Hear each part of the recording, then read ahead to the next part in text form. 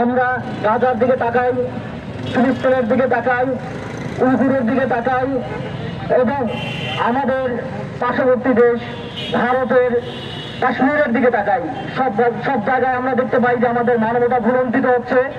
আমাদের বিশ্বের মোড়ল যারা আছে, যারা মানবতার বাণী আমাদেরকে শোনায়, তারা মানবতার বাণী দেখে আমাদেরকে সামনে মুড়ে ঝুলিয়ে আমাদের কাছে কড়া বিক্রি করে মানবতার, তারাই সব থেকে বেশি এই মানবতা বিরোধী কাজগুলো করে।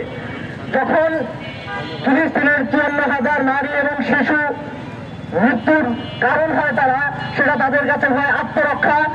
আর আমার মুসলমান ভাইরা যদি নিজেদের আত্মরক্ষার জন্য ইট পাটকেল মারে, সেটা হয় তাদের কাছে জঙ্গিবাদী। এখন 54,000 মানুষের মৃত্যু তাদের কাছে মানবতা হয় না, তাদের কাছে মানবতার বিবেককে যাদের জাগ্রত করে না, বিবেককে নাড়া দেয় না, তাদের কাছে আমরা মানবতার বয়ান শিখতে চাই না। আমরা তাদের কাছ থেকে মানবতার কোনো মুরাদ দেখতে চাই না, তাদের কাছ থেকে আমরা কোনো মানবতার কলার বাণী শুনতে চাই না।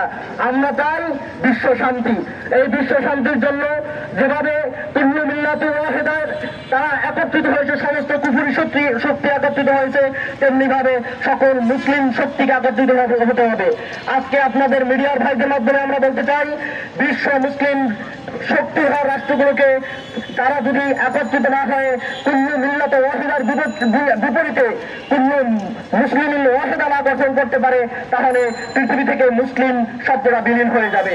আমাদেরকে এখন সর্বপ্রথমে যে কাজের জন্য একত্রিত হতে হবে, সেটা হচ্ছে মানবতা রক্ষায়, বিশ্ব শান্তি রক্ষায়, বিশ্বের মানুষের ভিতরে অর্থনৈতিক, সামাজিক, আর্থিক সব বিষয়ে শান্তির জন্য আমাদেরকে আগে যুদ্ধ বন্ধ করতে হবে।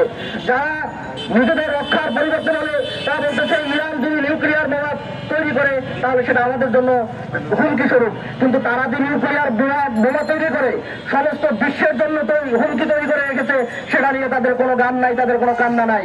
আমরা বলতে চাই, আমাদেরকে ভয় দেখিয়ে লাভ নাই। আমাদের ইতিহাস জানুন, আমাদেরকে ভয় দেখিয়ে লাভ নাই। আপনারা কারবালার ইতিহাস জানুন।